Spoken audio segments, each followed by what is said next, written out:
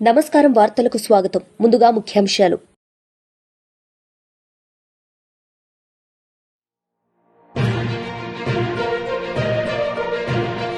రాజంపేట నియోజకవర్గం బోయినపల్లిలో పేదల సేవల కార్యక్రమంలో పాల్గొన్న ముఖ్యమంత్రి నారా చంద్రబాబు నాయుడు ప్రజలకు భరోసా.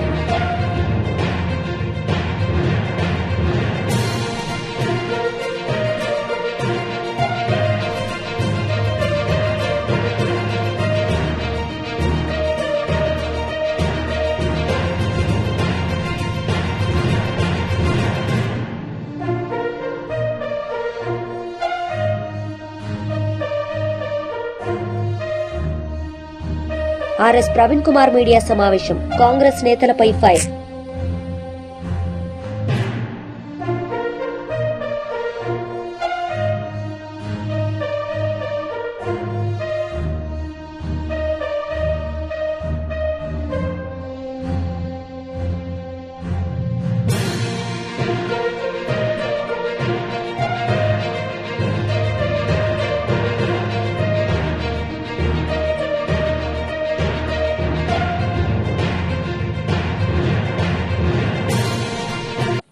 రాజంపేట నియోజకవర్గం బోయిన్పల్లిలో పేదల సేవలో కార్యక్రమంలో పాల్గొన్న ముఖ్యమంత్రి నారా చంద్రబాబు నాయుడు ఈ సందర్భంగా పలు అంశాలపై ఆయన మాట్లాడారు. ఒకటి, సమాజానికి మంచి చేయమని నేను ప్రతిరోజు ఒకటే కోరుకుంటా. నిద్ర లేసినప్పుడు ఒక్క నిమిషం ఆలోచిస్తాను. రెడీ అయిన తర్వాత పూజ రూమ్లోకి వెళ్ళి మనమందరం స్వర్గం విన్నాం. విన్నారా? నరకం విన్నారు. అంటే ఏంటి? మంచి చేస్తే స్వర్గానికి పోతారు, పునర్జన్మ ఉండదు. అవునా కాదా? తప్పు చేస్తే ఎక్కడికి పోతారు? ఎక్కడికి పోతారు? నరకానికి పోతారు. అక్కడ ఏం చేస్తాడు యమధర్మరాజు? సలసలగాలి ఆయిల్లో వేసి కాల్చే పరిస్థితులు. అవునా కాదా? అంటే మీకు అన్ని మతాల్లో ఇవి ఉన్నాయి. అయితే నేను మిమ్మల్ని కోరేదంటే, స్వర్గం అంటే మనందరం ఆలోచించేది ఆనందంగా ఉంటాం, సమస్యలు తక్కువ ఉంటాయని. నేను అదే కోరుకుంటా దేవుణ్ణి. ఆ స్వర్గంలో దేవతలు ఉంటారంటారు. దేవేంద్రుడు రాజధాని అమరావతి, ప్రజా రాజధాని మా అమరావతి. మా ప్రజలకు కూడా ఇబ్బందులు లేకుండా చేసే వ్యవస్థ కోసం నన్ను ఆశీర్వదించమని భగవంతుడిని కోరతానని చెప్పి కూడా నేను మీకు తెలియజేస్తున్నా. అందుకే మీరందరూ చూస్తే ఈరోజు మీకు సంక్షేమాన్ని ఇస్తున్నాం, అభివృద్ధి చేస్తున్నాం. అదే మాదిరిగా ఆర్టీసీ బస్సుల్లో ఉచితంగా ప్రయాణ సౌకర్యం ఏర్పాటు చేస్తున్నాం. ఇది కాకుండా మీరు ఒకసారి చూస్తే కొత్తగా మీరు ఏ ఆఫీసుకు పోయే పని లేకుండా 700 సర్వీసులు ఆన్లైన్లో పెట్టి వాట్సాప్ గవర్నెన్స్ లో మీకు ఇస్తున్నా. అంటే ₹1 అవినీతి లేకుండా, ఎవరి దయాదాక్షిణాలు లేకుండా నేరుగా అన్ని పనులు చేయాలని టెక్నాలజీ కూడా ఉపయోగించి తద్వారా ఈరోజు పింఛన్ ఇచ్చాం. సాయంత్రానికి నాకు ఒక ఇన్ఫర్మేషన్ వస్తుంది, ఎక్కడ ఏ సమయంలో ఏ స్పాట్లో పింఛన్ ఇచ్చారో టెక్నాలజీ ద్వారా వస్తుంది. మళ్లీ నేను IVRS పంపిస్తున్నా. మీ పట్ల మా అధికారి దురుసుగా మాట్లాడా, సక్రమంగా ఇచ్చారా, మిమ్మల్ని గౌరవంగా చూశారని అడుగుతున్నాం. అవినీతి ఏమన్నా పాల్పడ్డారని కూడా తెప్పిస్తున్నా. నా ఆలోచన ఒకటే, ఈ రాష్ట్రంలో ఏ ఒక్కరికి ఇబ్బంది లేకుండా, ఏ ఒక్కరు ₹1 అవినీతి ఇవ్వకుండా మీరు గౌరవంగా బ్రతికే వ్యవస్థని నేను ఏర్పాటు చేస్తానని మరొక్కసారి మీ అందరికీ హామీ ఇస్తున్నా. అదే నా ఆలోచన.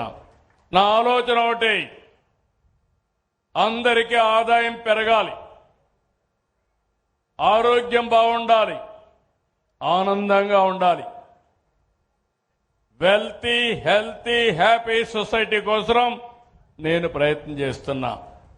ఇది అసాధ్యమేం కాదు, సాధ్యం. కొద్దిగా మీరు డైరెక్షన్ మారితే, కొంచెంగానే మీరు ఆలోచిస్తే ఇవన్నీ సాధించుకునే అవకాశాలు వచ్చాయి. దానికి రేపు రాబోయే రోజుల్లో సంజీవని అనే ఒక ప్రాజెక్టును తీసుకొస్తున్నా. రామాయణంలో మీరు వింటారు, లక్ష్మణుడు మూర్చబోతాడు, కాపాడుకోవాలి. ఎట్లా కాపాడుకుంటామంటే సంజీవని మొక్క తెస్తే ఆ మొక్క ఒకటే కాపాడుతుందని చెప్తారు. అప్పుడు సంజీవని మొక్క తేవాలంటే హనుమంతుడికి తెలియదు సంజీవని మొక్క, నేను తెస్తానని వెళ్ళాడు, మొక్క తెలియదు. అప్పుడు ఏం తెచ్చాడు? పర్వతాన్ని తీసుకొచ్చాడు. ఆ పర్వతాన్ని తీసుకొస్తే అందులో సంజీవని మొక్క తీసుకొని ఆ ఔషధ మొక్కతో లక్ష్మణుడి ప్రాణం కాపాడుకుంటారు. నేను కూడా రాబోయే రోజుల్లో 2 ఏళ్లలో ఒక పెద్ద ప్రాజెక్ట్ ని బిల్ గేట్స్ గాని టీసీఎస్ అందరితో కలిసి తీసుకొస్తున్నాం. అందులో ఆ ప్రాజెక్ట్ వస్తే పేదవాళ్ళ ఆరోగ్యం, అందరి ఆరోగ్యం కాపాడే విధంగా శ్రీకారం చుడుతున్నాం. ప్రపంచంలో ఉండే నాలెడ్జ్ అంతా తీసుకొచ్చి పేదవాడి ఆరోగ్యాన్ని కాపాడడానికి ఏ మందు అవసరమో ఆ మందే ఇచ్చి మిమ్మల్ని కాపాడుకునే బాధ్యత తీసుకుంటామని కూడా తెలియజేస్తున్నా. మీలో కూడా ఆలోచన విధానం మారాలి. మన పెద్దవాళ్ళు తిండి లేనప్పుడు రాగులు తినేవాళ్ళు. మన నాయకుడు ఎన్టీఆర్ రామారావు గారు వచ్చిన తర్వాత అందరికీ రైస్ ఇప్పించాడు.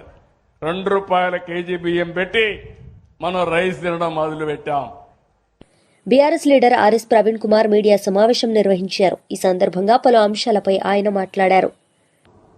83 క్రిమినల్ కేసులున్న ఒక ముఖ్యమంత్రి, దేశంలోనే ఏ ముఖ్యమంత్రి మీద లేనన్ని క్రిమినల్ కేసులున్న వ్యక్తి, పట్టపగలే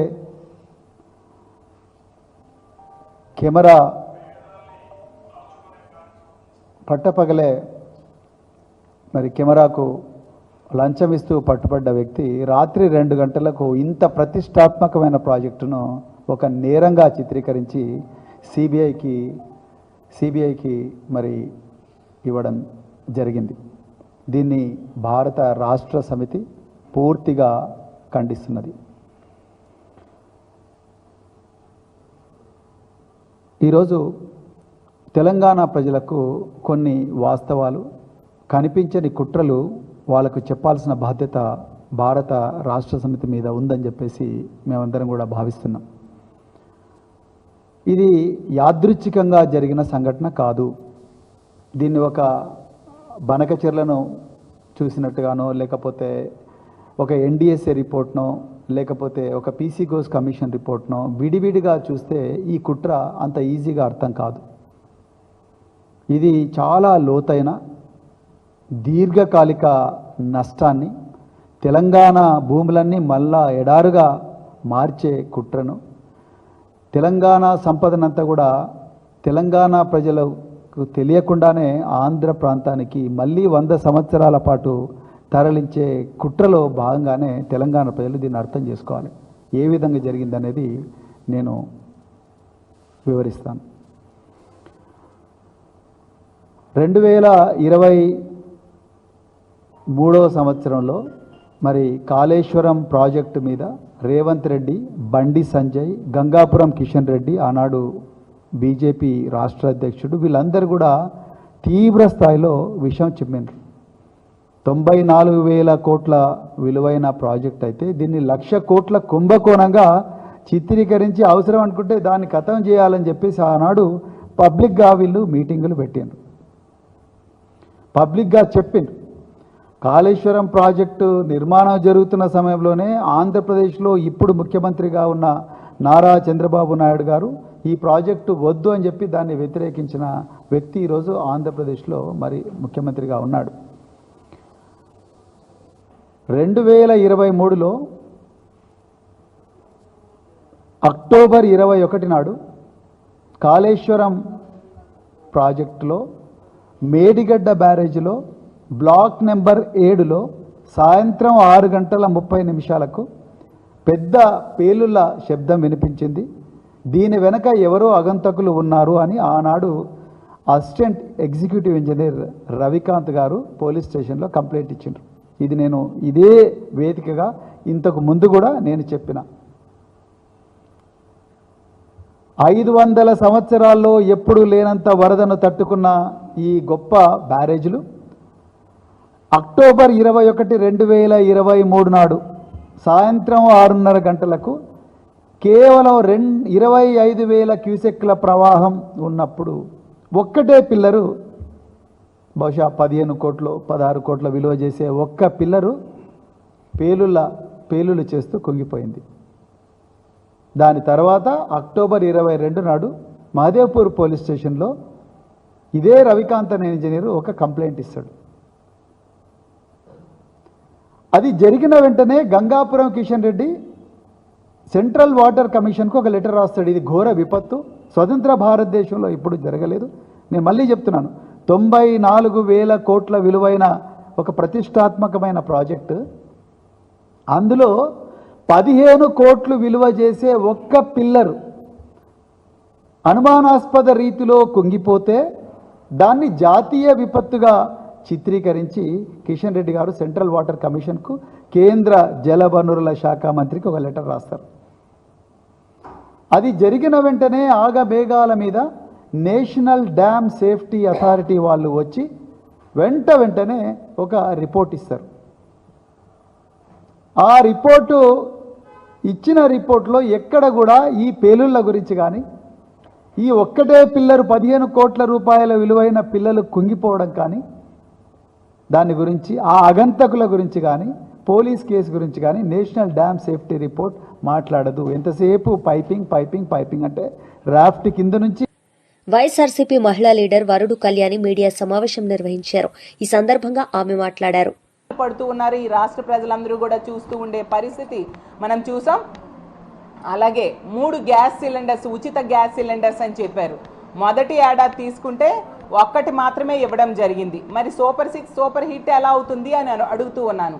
అలాగే తల్లికి వందనం, గతంలో జగన్మోహన్ రెడ్డి గారు అమ్మఒడి అనే పథకాన్ని ప్రవేశపెట్టి టెన్షన్గా పిల్లల కోసం తల్లి అకౌంట్లో డబ్బులు వేసి వాళ్ళ చదువుకి డ్రాప్ అవుట్స్ కాకుండా ఉండడం కోసం ఆ పథకాన్ని తీసుకొస్తే దానికి కాపీ కొట్టి ప్రవేశపెట్టిన మీరు ఒక ఆన్గోయింగ్ స్కీమ్ అయిన దాన్ని మొదటి ఏడాది ఎగ్గొట్టిన పరిస్థితి రాష్ట్ర ప్రజలందరూ చూశారు. మరి సూపర్ 6 అనేది సూపర్ హిట్ ఎలా అవుతుంది చంద్రబాబు నాయుడు గారు అని నేను అడుగుతూ ఉన్నాను. ఈ విధంగా అన్ని పథకాలు కూడా తూట్లు పొడుస్తూ, ఇచ్చిన హామీలకి తూట్లు పొడుస్తూ సూపర్ 6లు సూపర్ హిట్ అని మళ్ళీ ప్రజలు మభ్య పెట్టడానికి ఏ మొహం పెట్టుకొని మీరు చెప్తూ ఉన్నారు? ఇలా అడుగడుగునా కూడా ప్రజల్ని మోసం చేయడమే పనిగా మీరు పరిపాలన సాగుతూ ఉండే పరిస్థితి మనం చూస్తూ ఉన్నాము. అలాగే తీసుకుంటే మహిళల రక్షణ ఈ కూటమి అధికారంలోకి వచ్చే గాలికి వదిలేశారు. చంద్రబాబు నాయుడు గారు అంటారు, ఏ ఒక్క మహిళ మీదైనా ఎవరైనా చేయి వేస్తే అదే వాళ్ళకి చివరి రోజు అంటున్నారు. కానీ తెలుగుదేశం పార్టీ నాయకులు, తెలుగుదేశం పార్టీ కార్యకర్తలు, తెలుగుదేశం పార్టీ ఎమ్మెల్యేలే మహిళల్ని వేధిస్తూ ఉండే పరిస్థితి ఈ రాష్ట్రంలో నెలకొనడం మనందరము చూస్తూ ఉన్నాం. మరి చంద్రబాబు నాయుడు గారు ఏ ఒక్క మనిషికి కూడా చివరి రోజు చేయలేదు. మరింతగా మహిళల మీద అఘాయిత్యాలు పెరిగేట్టుగా మద్యం పాలసీని తీసుకొచ్చిన పరిస్థితి మనం చూసాం. ఈరోజు ఈ ప్రభుత్వం అధికారంలోకి వచ్చాక 70-80 వేల బెల్ షాప్స్ ఈ రాష్ట్రంలో కనిపిస్తూ ఉన్నాయి. మద్యం ఏరులై పారుతూ ఉండే పరిస్థితి.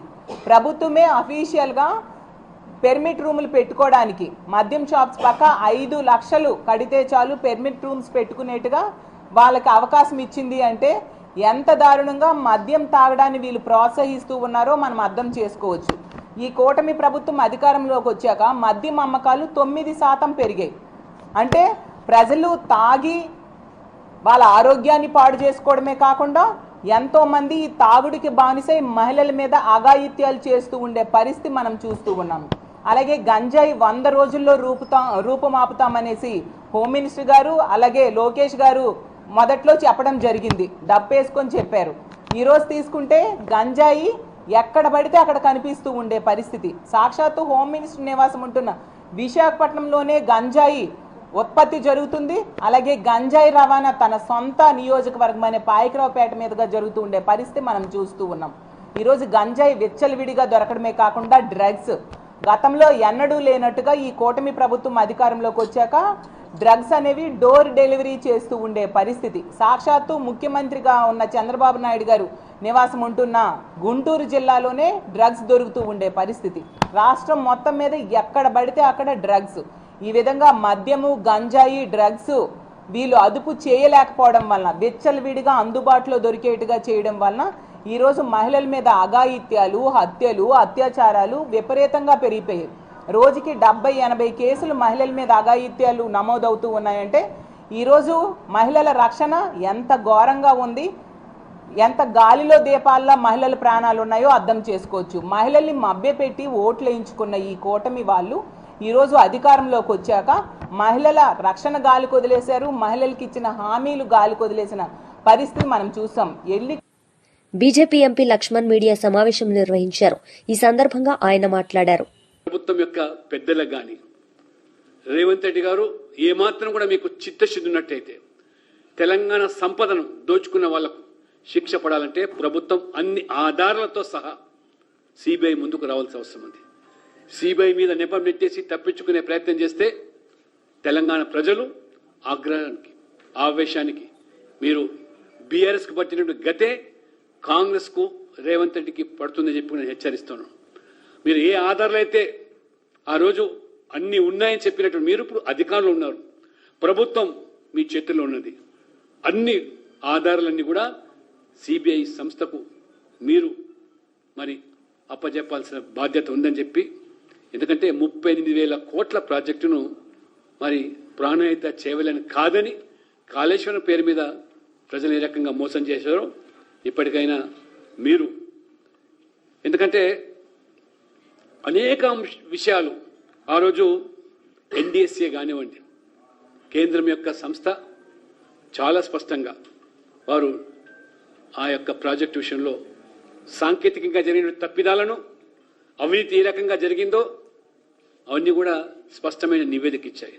విజిలెన్స్ కానీ, కాగ్ కానీ అన్ని సంస్థలు కూడా ప్రభుత్వం దృష్టికి తీసుకొచ్చినప్పటికీ కూడా ఈ ప్రభుత్వం సిబిఐకు సంస్థకు దర్యాప్తుకి ఇవ్వకుండా ఏ రకంగా చోద్యం చూశారు. 22 మాసాల సమయం ఎందుకు పట్టిందో ఇవాళ ప్రజలు కూడా అనేకమైన అనుమానాలు వ్యక్తమవుతున్నాయి. కాబట్టి అనుమానాలు పటాపంచలు చేయాలంటే ఇది పూర్తి బాధ్యత ముఖ్యమంత్రి రేవంత్ రెడ్డి గారిది, ఈ ప్రభుత్వాన్ని. అన్ని ఆధారాలు, రుజువులు ఈరోజు సిబిఐకి సమర్పించాల్సిన బీజేపీ డిమాండ్ చేస్తూ, రెండో అంశము ఈ 2 రోజుల్లో తేల్చింది ఏమిటంటే బీసీ బిల్లు మరి గతంలో ఉన్నటువంటి 50% పరిమితం ఉన్నటువంటి సుప్రీంకోర్టు ఆదేశాలను మరి ఈరోజు మళ్ళీ 22 మాసాల తర్వాత ఆ యొక్క పంచాయతీరాజ్ యొక్క చట్టంలో ఉన్నటువంటి మార్పును తీసుకొచ్చి 23% నుంచి 42% పెంచేదానికి ఆస్కారం కల్పించడానికి బిల్లు తర్వాత జీవో తీసుకొస్తామని చెప్పడం అయితే ఉందో నిజంగా చాలా ఆశ్చర్యకరంగా, ఏమాత్రం కూడా ఈ ప్రభుత్వానికి ఈ 2 విషయాల్లో చిత్తశుద్ధి లేదని తేటతెల్లమవుతుంది. నిజంగా 42% బీసీలకు రిజర్వేషన్ కల్పించాలనేటువంటి చిత్తశుద్ధి ఉన్నట్టయితే స్థానిక సంస్థల్లో ఈ 22 మాసాలు మీనమేషాలు లెక్క పెట్టాల్సి వస్తాయి. ఇదే బిల్లు ఆ రోజు 6 నెలల లోపల బిల్లు ప్రవేశపెట్టి ఉన్నట్టయితే ఈ పార్టీకి ఎన్నికలు కూడా జరిగి ఉన్నట్టయితే బీసీలకు న్యాయం జరిగి ఉండేది. కానీ ఆ రకంగా కాకుండా ఏ రకంగా మొదటి నుంచి కూడా ద్వంద్వ నీతి, ఒకసారి సర్వే అన్నారు, రెండోసారి డెడికేటెడ్ కమిషన్ మరి భూసా వెంకటేశ్వర ద్వారా శాస్త్రీయంగా పూర్తిగా సాంకేతికంగా జరుపుతామని చెప్పి ఏ రకంగా ఆ భూసా వెంకటేశ్వర కమిషన్ కేవలం వైఎస్ఆర్సీపీ టీజేపీ సుధాకర్ బాబు మీడియా సమావేశం నిర్వహించారు. ఈ సందర్భంగా ఆయన మాట్లాడారు. దానికోసం మీడియాను ఎలా వాడుకోవాలి, రాజ్యాంగ నిబంధనలను సంతృప్తిపరచకుండానే అడ్డగోలుగా ఎలా సీట్లోకి రావాలి, వ్యవస్థలను ఎలా వాడుకోవాలి, అనైతిక అన్యాయ దుర్మార్గపు విధానాలను రాజకీయాలు ఎలా చొప్పించాలో చూపించిన రోజు ఈరోజు. చంద్రబాబు నాయుడు యొక్క మేధస్సు మొత్తాన్ని వాడిన రోజు.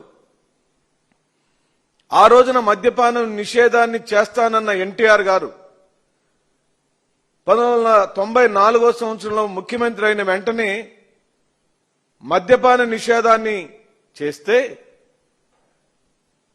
దాని మీద రగిలిపోతున్న సారా కాంట్రాక్టులను వాడుకుని ఆ సారా కాంట్రాక్టర్ల దగ్గర లంచాలు తీసుకుని ఆ లంచాల డబ్బులతో ఎమ్మెల్యేలను ఎరగా వేసి తన దగ్గర ఉంది 10 మంది ఎమ్మెల్యేలు అయితే వైస్రాయ్ హోటల్లో 90 పైచిలకు ఎమ్మెల్యేలు ఉన్నారని ఫేక్ పత్రికల్లో ఫేక్ ప్రచారాలు చేసి ఫేక్ ముఖ్యమంత్రిగా సంతకం పెట్టిన తొలి రోజు ఈ రోజు చంద్రబాబు నాయుడు గారు. ఎక్కడైనా రాజ్యాంగంలో సంఖ్యాబలం నిరూపించుకోకుండానే తన దగ్గర ఇంతమంది ఎమ్మెల్యేలు ఉన్నారు, మీరు నాకు అవకాశం ఇస్తే ఈ ఎమ్మెల్యేలందరినీ మీ ముందు ప్రవేశపెడతాను అని ముందు గవర్నర్ని అడిగితే, గవర్నర్ గారు చూపించమని అడిగితే, ఆ చూపించాల్సిన సంఘటన అసెంబ్లీలో జరగాల్సిన రోజుని అర్ధాంతరంగా ఏది జరపకుండా డైరెక్ట్ గా ముఖ్యమంత్రి పదవి ప్రమాణ స్వీకారం చేసిన చీకటి రోజు ఈ రోజు. సంబరాలు ఎలా చేసుకోవాలనిపిస్తుందో మాకు అర్థం కావటం లేదు. దురదృష్టకరం. ఇంకా ఇంకా ఇంకా మీ దగ్గర ఉన్న మీడియా మాధ్యమాలతో వైస్రాయ్ హోటల్కి నీ దగ్గర 100 మంది ఎమ్మెల్యేలు ఉంటారు అంటే ఉన్నారని నువ్వు చెప్పుకుంటుంటే లేరని చెప్పడానికి నిరూపించడానికి వచ్చిన ఎన్టీఆర్ గారి మీద నువ్వు చెప్పుల రాళ్లు వేయించిన రోజు ఈ రోజు. ఆ ఎన్టీఆర్ నోట్లో నుంచి నువ్వు దుర్మార్గుడు అని, వెన్నుపోటుదారుడు అని, అవినీతిపరుడు అని, దోచుకోవటానికే నువ్వు ముఖ్యమంత్రి పీఠం ఎక్కడానికి ప్రయత్నం చేశావని, తనను మానసిక వ్యధకు గురి చేశావని ఎన్టీఆర్ చెప్పిన రోజు ఈ రోజు. ఈ తరం వారికి తెలియదని ఇవాళ 40-50 సంవత్సరాల వయసులో ఉన్న నాలాంటి వాళ్ళందరికీ చంద్రబాబు చేసిన మహాకుట్ర ఉదంతం తప్పనిసరిగా అందరికీ రాష్ట్రంలో ఉన్న వాళ్ళందరికీ గుర్తుండిన రోజు. ఇప్పుడేమో అదే ఎల్లో మీడియా మళ్ళీ ఈయన ఒక గొప్ప మహానాయకుడిగా ఉద్భవించిన రోజని, ఓ మహానాయకుడు పుట్టిన రోజని, ఓ మహానాయకుడిగా ఒక తరాలకు సేవ చేయడానికి పుట్టినవాడని చెప్పి అసలు ఎక్కడున్నారండి? మీకేం సంబంధం?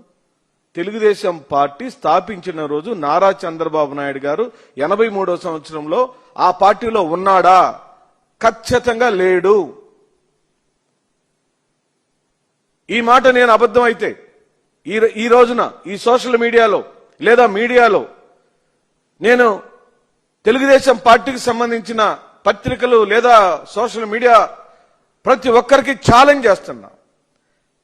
83లో ఎన్టీఆర్ పార్టీ పెట్టినప్పుడు తెలుగుదేశం పార్టీ స్థాపించిన రోజు నారా చంద్రబాబు నాయుడు కాంగ్రెస్ పార్టీలో ఉన్న మాట నిజమా కాదా? సోషల్ మీడియాలో పెట్టండి, రండి ఛాలెంజ్ చేద్దాం.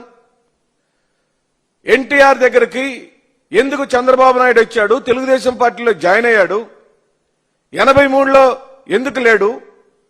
కాంగ్రెస్ పార్టీలో ఎందుకు పోటీ చేశాడు? ఎందుకు ఓడిపోయాడు? ఓడిపోయి మళ్ళీ వచ్చి కాళ్ళు ఎందుకు పట్టుకున్నాడు? తెలుగుదేశంలో ఎందుకు జాయిన్ అయ్యాడు? తెలుగుదేశంలో జాయిన్ అయి కేవలం ఎన్టీఆర్ ట్రస్ట్ భవన ఆస్తుల కోసం, బ్యాంకు ఖాతాలో ఉన్న డబ్బుల కోసం, అధికారం కోసం ఎన్టీఆర్ ని మోసం చేశాడు, మాయ చేశాడు, వెన్నుపోటు పొడిచాడు, ఆయన దింపాడు, ఈయన ఎక్కాడు. అది ఈ రోజు జరిగిన సంఘటన. వాళ్ళు చెబుతున్న 30 సంవత్సరాలు. వార్తలు ముగించే ముందు ముఖ్యాంశాలు మరోసారి.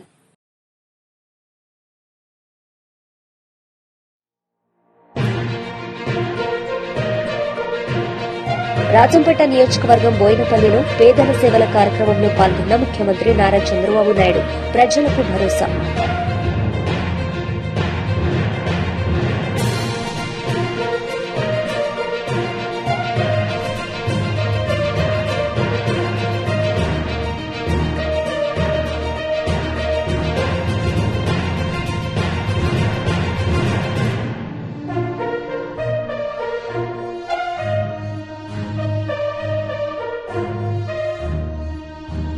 ఆర్ఎస్ ప్రవీణ్ కుమార్ మీడియా సమావేశం. కాంగ్రెస్ నేతలపై ఫైర్.